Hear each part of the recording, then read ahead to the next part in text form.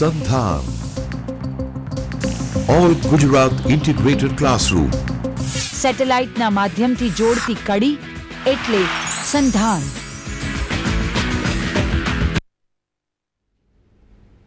Good morning, friends. Welcome to the live lectures of Sandhan series. Today we are going to discuss about The Great Gatsby. This is Dr. Himanshu Srivastav from ILSAS, Anand. With me in the studio we have Ms. Najma Madam. She is from AIPS, Anand.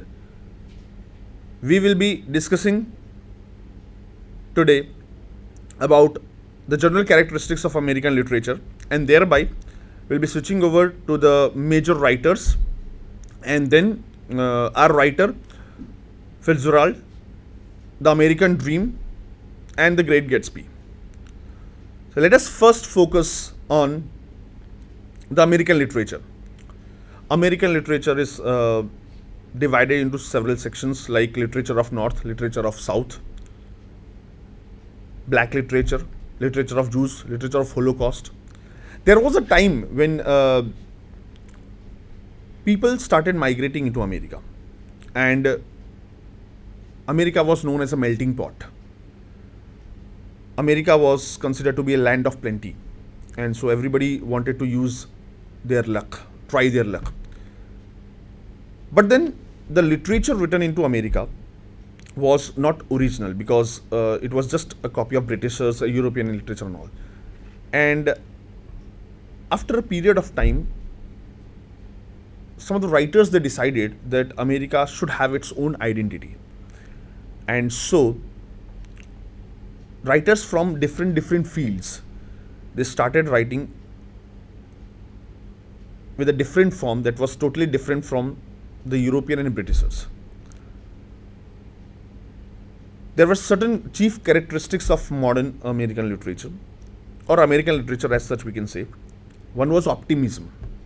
The another was individualism. Individual was given more emphasis, had more emphasis than the society. Some of the pioneer writers, let us discuss them. So far as poetry is concerned, Robert Frost and Walt Whitman came forward. Walt Whitman's Leaves of the Grass is an excellent collection of poem. For short story, America produced Edgar Allan Poe. Into dramatist, O'Neill, Arthur Miller, and Tennessee Williams. Am I right, ma'am? Yes. Arthur Miller's Death of the Salesman is an absolute example of American Dream and all, which Madam will be discussing today with The Great Gatsby. Into novels, there were several novels which came up with several themes and all, and the major novelists were Ernest Hemingway, Herman Melville, and Fitzgerald, F. Scott Fitzgerald. Herman Melville's Moby Dick is one of the greatest novels, and Ernest Hemingway wrote Old Man and the Sea. Now let us focus on the topic The Great Gatsby by F. Scott Fitzgerald. Slide please. You can have a look over the photograph of the writer. He was born at St. Paul on September 24th, 1896. Fitzgerald was an American author of novels and short stories. He is widely regarded as one of the greatest American writers of the 20th century. He is considered a member of the lost generation of the 1920s. Let us now focus on the major novels that he wrote. The first is The Side of Paradise in 1920, The Beautiful and the Damned, 1922, The Great Gatsby, which we are going to deal today, it was published into 1925, Tender is the Night, The Love of the Last Tycoon, Flapper and Philosophers, tales of the jazz age, which once again is a very important facet when we discuss about F. Scott Fitzgerald, the jazz age, right, madam? Slide, please. All the sad young men, after noon of an author, the price was high. The jazz age was a feature of the 1920s with the Great Depression, when jazz music and dance became popular. Jazz played a significant part in wider cultural changes during the period, and its influence on the pop culture continued long afterwards. Though Fitzgerald died believing he had failed, his reputation remains secure, for few American authors can surpass either in quantity or quality the contribution he made to American literature: at least a dozen superb short stories, one brilliant novella, and one major novel. He died due to a serious heart attack on December 21st, 1940. Now, before we begin with The Great Gatsby, F. Scott Fitzgerald's, this was a brief biography of him. What I would like to concentrate is The Great American Dream, which the novel deals with, which was also dealt by Arthur Miller in The Death of a Salesman. The Great American Dream goes like this: that everybody wants to be into America because they consider America to be a land of plenty, land of opportunity. They have this dream in their mind that America is a land of success, and into any field you will be a great success. The novel, today's novel, also deals with one such theme, the character who has this American dream in his mind. Now, for the detailed analysis of the text as well as American dream applied into text, I'll request Najma madam to concentrate on. Madam, please. Hello everyone. Today's our topic is The Great Gatsby by Francis Fitzgerald. The novel, given the title The Great Gatsby, is a short novel in 9 chapters, and I'm going to give you first a brief note on what the novel is about, and then I'm going to discuss about the great dream as sir has told me. The novel is in a superficial way, if you read it for the first time, then definitely the novel talks about a character, a person, Gatsby himself, and his love for a lady. Okay, so initially if you read the novel just for pleasure reading, in case if anyone is interested, then it definitely makes you or gives you a feel that the novel talks about the love between a man and a woman.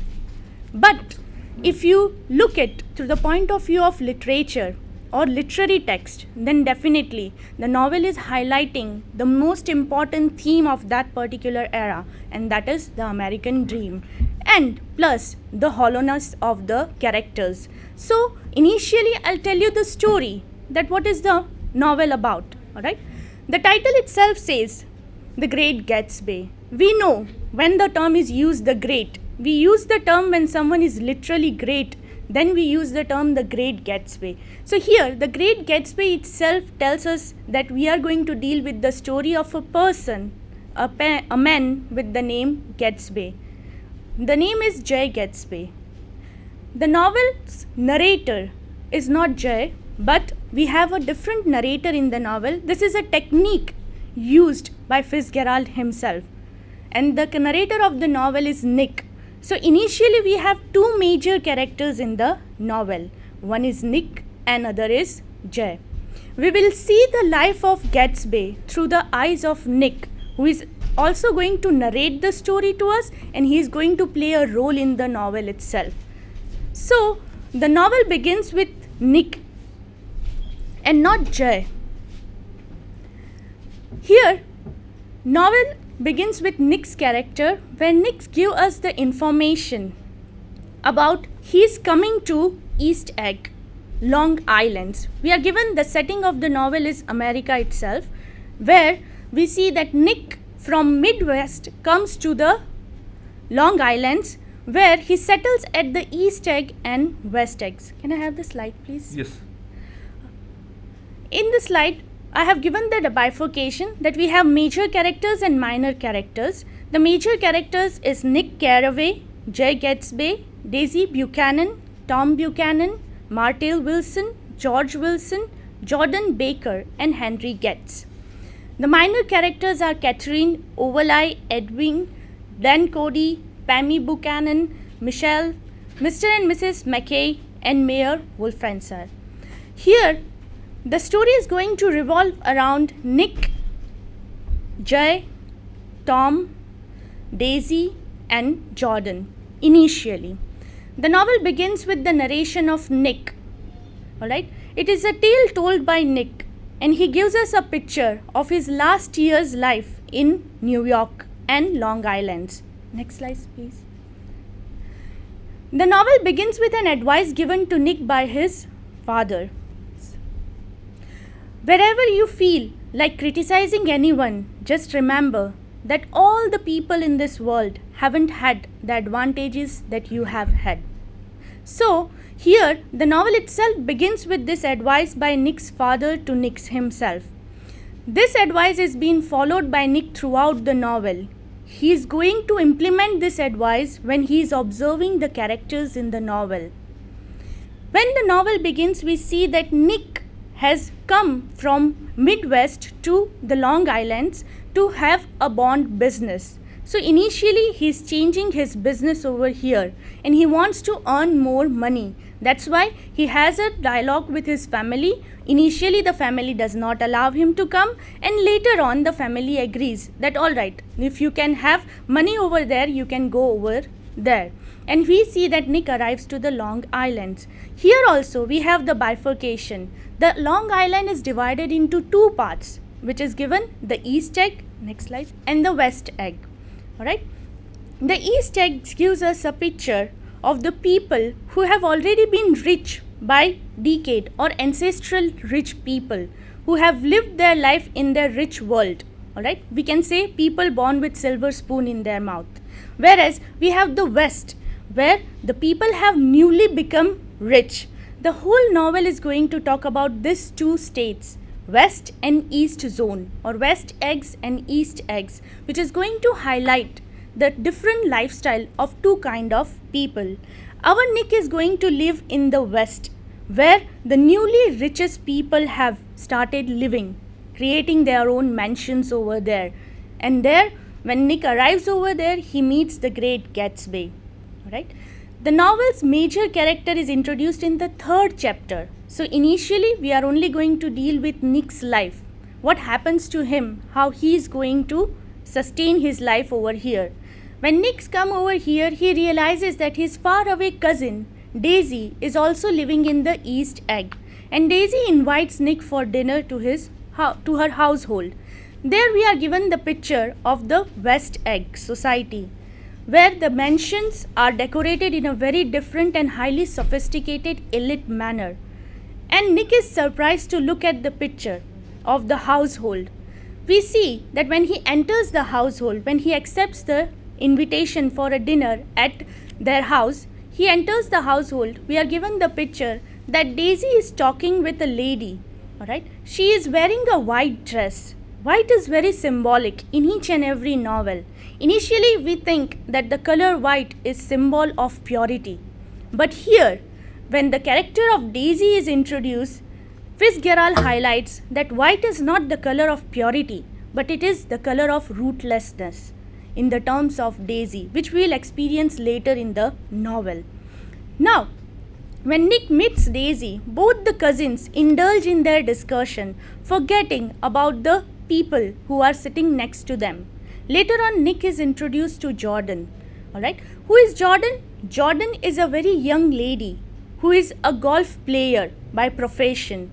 And we see that from the beginning, Nick starts a liking for Jordan, and they fall for each other. Now, we are introduced to Daisy's husband, that is Tom Buchanan. Right? Nick comes to know that Tom was an old acquaintance of him in college days, but they were not good friends. They only knew each other by faces. After the dinner, or while the dinner was going on, we see that Tom goes to receive a call, and Daisy follows him. Nick and Jordan are left alone on the dinner table, and then Jordan informs Nick that Tom is having an affair. He has a mistress. Her name is Martell Wilson, and Daisy is aware of it. Now, when someone says that her husband has an affair and she is aware of it, it shows the hollowness of the relation or the hollowness of the matrimony in the family. But still, Daisy is living with Tom.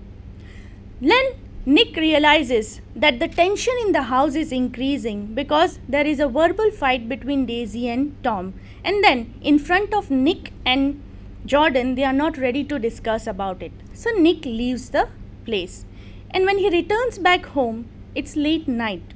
When he is moving around to his cottage is a very small one in comparison to the big mansion next to his cottage.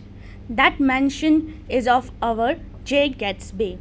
When he looks outside the mansion, we are given the picture of the mansion, that the mansion is a very beautifully decorated house.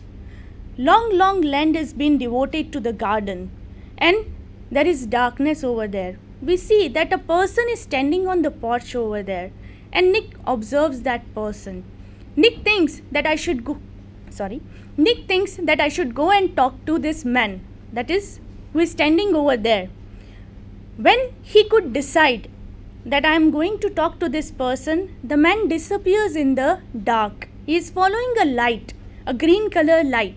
Alright. Again, colors are very important for Fitzgerald. Here, green color symbolizes initially, if in any religion or any state, it is the color of fertility, prosperity and development. But here, we will see that when the novel ends, the green color is going to symbolize the depression, the lowness of the character himself, and also the shattering of the illusion of J. Gatsby. Then, in the next chapter, we will see that the next chapter begins with the Valley of Ashes, a place described by Fitzgerald, where he gives us a picture that what is the Valley of Ashes? It lies between the West Egg and New York, right? And